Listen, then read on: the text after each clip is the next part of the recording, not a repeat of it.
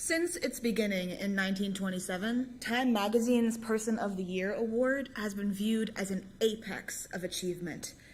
In the society we have built, in which we are obsessed with individual success, being named Person of the Year carries an assumption of greatness, good or bad, and the winners often end up idolized in the spotlight.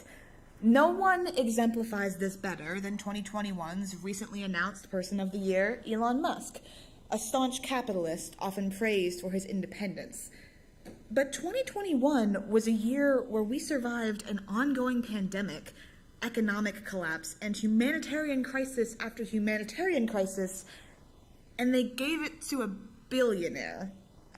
After everything we went through worldwide, how do we possibly honor one person? Instead, I propose that we use this award to create awareness for what we often take for granted, our global community, which none of us would have survived the past year or any year without. We live in a world that, to our detriment, idolizes individualism. 2021 stands as an example of how that harms us. Instead, we should be looking at how acknowledging our global community can change the world for the better. Let's start with the obvious, shall we? We live in a culture that prioritizes individual success. Everyone wants to stand in the spotlight, and we want to stand there alone. From college admissions to the Olympics, competition dominates our lives. The Bailey Oratorical is one of the oldest traditions at Juniata, and it's a competition. We are taught that independent struggle is all that matters, and that relying on or acknowledging others will diminish our achievement. It is not enough to be good. We must be better than everybody else. The Person of the Year award is the perfect example of this. 94 years of winners, and only 11 have been groups. And even these groups were chosen as stand-ins for individuals. 2003 nominated The American Soldier. 2011 nominated The Protester. 2006 simply nominated You. The fact that we hold this contest up as an example of what to strive for is a reflection of our do-it-yourself society. This contest, and the culture that we live in, emphasizes individual success. Why is that an issue? Because it creates the delusion that it is possible, or in fact that it is admirable, to live on your own without any help from others. That simply isn't true. Can anyone here truly say that they've never relied on another person? 2021 answered that question with a resounding no. 2021 was a year we spent trying to recover from injuries that weren't healing. Surges of COVID, political turmoil, supply chain collapse, increased anxiety and depression, losing family and friends, feeling helpless was something that unified us. The relief that we did have wouldn't have been possible without the scientists who worked on the COVID-19 vaccines and the millions of people who agreed to keep others safe by taking them. We all relied on essential workers, community volunteers, and, in short, each other. If you took an online course in 2021, or saw a therapist, or ordered food from DoorDash, you benefited from the global community. And I do mean global. With modern worldwide trade, the internet that you relied on and the food you ordered were likely the work of someone you will never meet. We were isolated, but we were never alone. I am an introvert. I prefer my own company most of the time. But I didn't make the clothes I'm wearing, and I didn't grow the food I ate for breakfast. I'm willing to bet that you didn't either.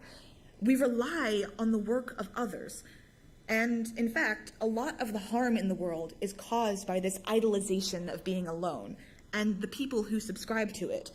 CEOs, politicians, the mythical 1%, the people whose decisions have the most impact on the lives of others are most often the people who insist they got there on their own, such as a CEO who exploits their workers to get to the top, a politician who undermines the voters that got them where they are, or a college administrator who ignores the needs of their minority students.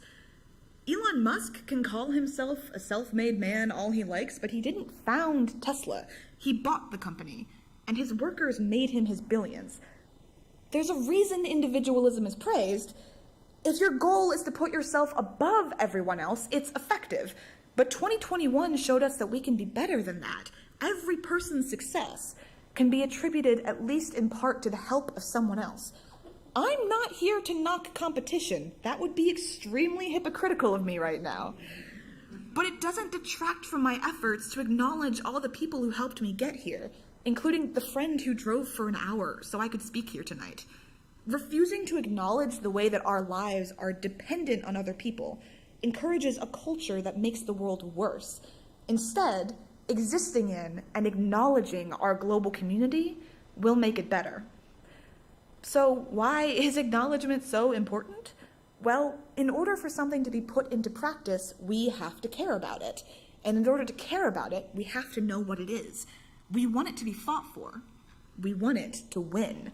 The same culture that values competitive individualism can in turn be molded into making the world a more cooperative place, all by placing some prestige or basic acknowledgement on what is real, what we work for and benefit from every day, our global community. The Time Magazine Person of the Year is the place to start. Time may be an American magazine, but with the internet, yet another innovation that no single person can claim to be wholly responsible for, it is available worldwide, and the Person of the Year edition is by far its most popular. As much as we tell ourselves that good work is its own reward, the truth is that we want approval. Take it from a former honor roll student whose parents put quite a bit of emphasis on grades. An award goes a long way. Think of a moment when something you worked hard on went completely ignored. Didn't that sting? Something as simple as a good job or thank you goes a long way. Acknowledgement is our first step away from competitive individualism and towards cooperation for the common good. I'll leave you with this. Look at where we are. We're sitting in a room that none of us built, made from materials none of us harvested, in a college that none of us founded. Not a single one of us would be here tonight without the labors of others. We have everything to gain by living in that acknowledgement. Our culture of individualism pits us against each other, but 2021, if it did anything, proved that cooperation is necessary. By commemorating our global community as Person of the Year, and by extension, all of us, we move forward in a positive direction.